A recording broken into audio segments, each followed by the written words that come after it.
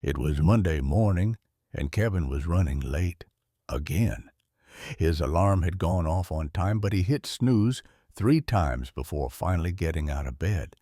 Then, as if on cue, the shower wasn't working properly.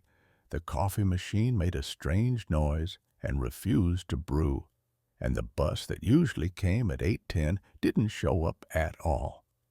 As he ran down the street, he kept checking his watch, thinking, I'm going to be late to my meeting again.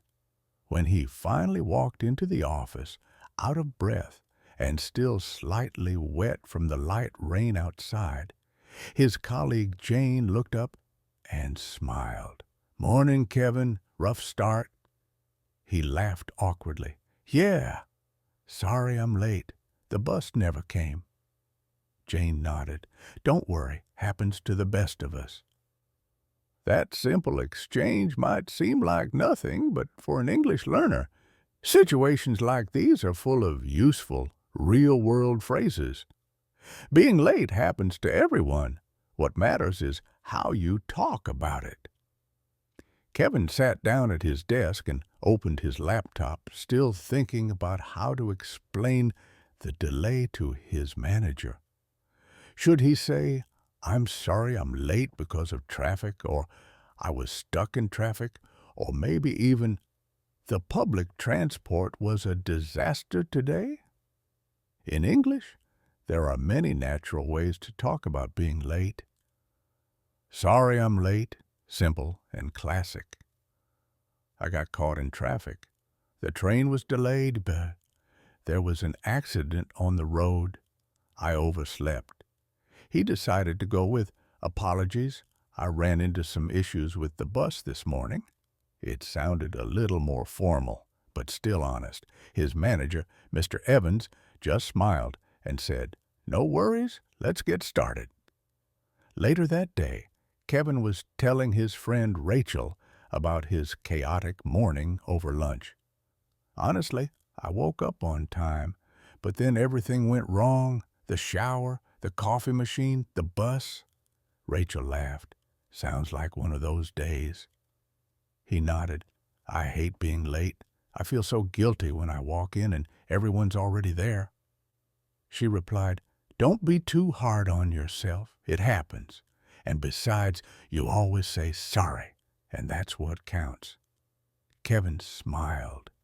He had realized something important. Being late isn't just about being on time. It's also about communicating well, saying sorry, giving a reason, and most importantly, not panicking. The next day, it was Kevin's turn to experience the other side. His friend Rachel was supposed to meet him for coffee at 5:30. He arrived on time, grabbed a table by the window, and started reading something on his phone. 5:30 came, then 5:30, then 5:40. He looked at his phone again. No message. Just as he was about to text her, a message popped up. Hey, so sorry. I'm running 10 minutes late. Be there soon. Kevin smiled. Now that's how you do it.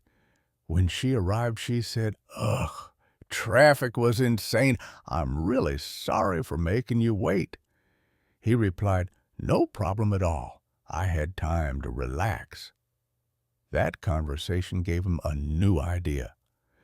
What if he practiced more casual ways of saying sorry for being late and also responding politely when someone else is late?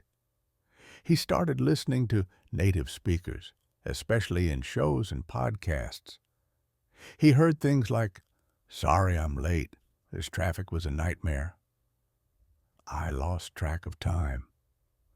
Hope I didn't keep you waiting too long. It's all good. I wasn't in a rush. Thanks for waiting. Take your time. No worries. These weren't in his textbooks, but they were exactly what he needed for real conversations. 1 week later, Kevin had an early morning meeting with a new client. This time, he made sure to set 2 alarms, skip the snooze button, and leave the house 30 minutes earlier than usual. He arrived at the cafe before everyone else and ordered coffee for the team. The client arrived 5 minutes late and looked a little flustered. "I'm so sorry, I couldn't find parking." Kevin smiled and said, "No worries at all. I just got here a few minutes ago." The client looked relieved, and in that moment, Kevin realized he had mastered something that wasn't grammar or vocabulary. It was something more important: how to speak like a real person in real situations. Everyone runs late sometimes. The key is not to panic, but to express yourself clearly, naturally, and politely. Whether you're apologizing or responding to someone else, these small, simple phrases make a big difference. So, next time you're running late or someone else is, remember, be honest, be kind, and keep the conversation natural. Practice out loud, try different styles, and soon it will feel completely natural. Thank you for practicing with me today. See you in the next lesson.